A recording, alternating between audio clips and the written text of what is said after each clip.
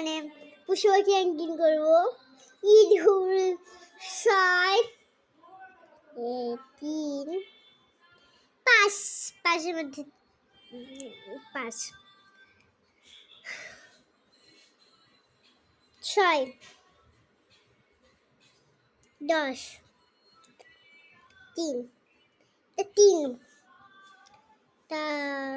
10, 6 দিব। তা মানে 3 কত দেওয়া যায়?